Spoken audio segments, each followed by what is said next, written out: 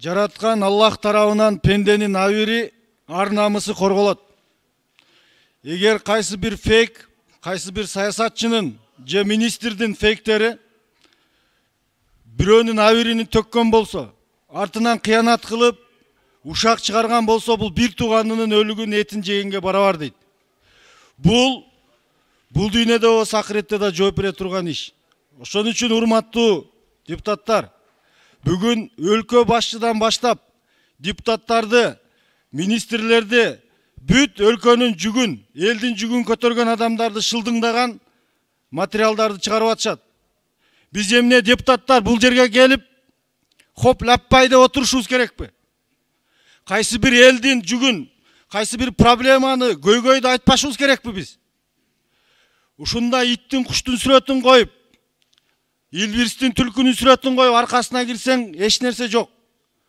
Түрдүү кара материалдар менен жамандоолорго бир чекит коюп, ошолорду бир мыйзам чегинде чектеш керек экен. Бул башка өлкөлөрдө кандай каралган? Ооба, буну таппайсыңар. Бирок мамлекетте адамдын, ал иштеген кызматынан кыянаттык менен пайдаланса жооп берсин. Керек болсо мыйзам чегинде жазалансын.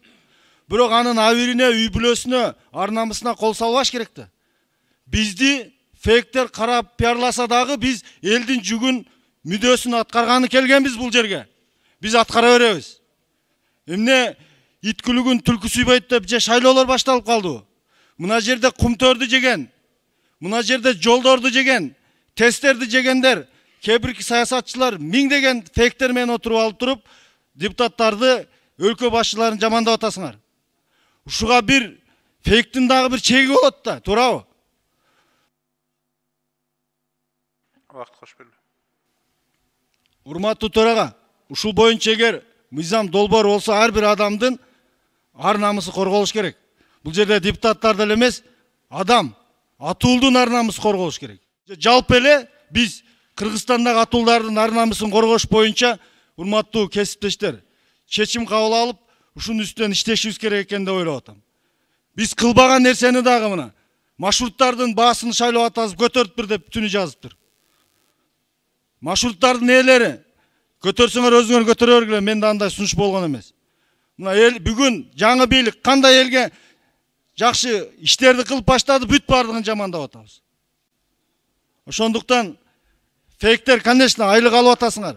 Бирок абир Кудайдын алдында, акыреттин алдында ушул ишиңер үчүн бул адам өлтүргөндөй күнөөгө барабар болосуңар. Эми бул туура эмес маселе да.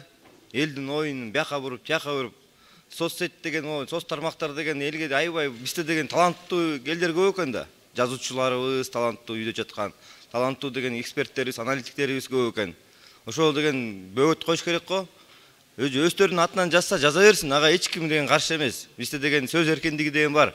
Өзүнүн атынан жазып, ачыкка чызып, жамандаса жамандасын, бетке айтсын. Бирок деген бирөөнүн артынан жанып алып, өзүнө фейк жазып алып жамандаган болбойт да.